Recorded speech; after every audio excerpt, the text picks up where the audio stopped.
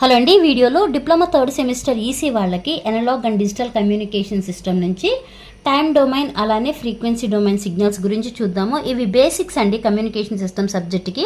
Okay, what is time domain signal? A signal is said to be time domain signal if its amplitude varies with time.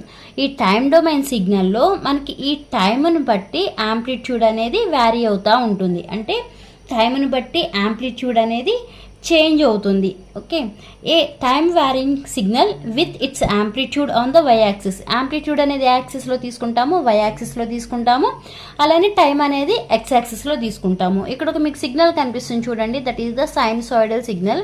ఈ సిగ్నల్లో హారిజాంటల్గా ఉండేదాన్నేం X axis అంటాము, వర్టికల్గా ఉండేదాన్నేం why axis అంటాము. ఈ హారిజాంటల్గా అంటే X యాక్సిస్లో ఏం తీసుకున్నాము, time తీసుకున్నాము.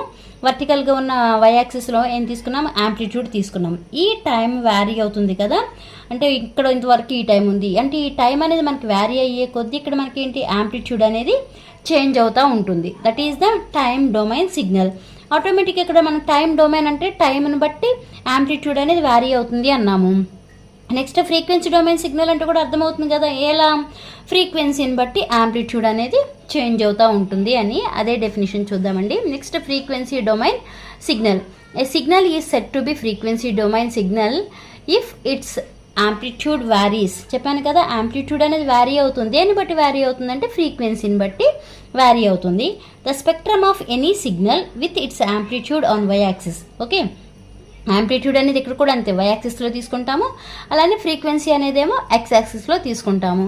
ఇంకా మనం ఫ్రీక్వెన్సీ డొమైన్ గురించి డెఫినేషన్ ఏం చెప్పొచ్చు అంటే, frequency domain analysis shows a signal energy is distributed. అంటే సిగ్నల్ యొక్క ఎనర్జీ అనేది డిస్ట్రిబ్యూట్ అవుతుంది. దేన్ని బట్టి డిస్ట్రిబ్యూట్ అవుతుంది అంటే మనకి ఇచ్చిన ఫ్రీక్వెన్సీని బట్టి. Over a range of frequencies then the signal distributed. Okay, అదే ఇక్కడ ఉంటుంది చూడండి, సిగ్నల్ అనేది చేంజ్ కనిపిస్తుంది.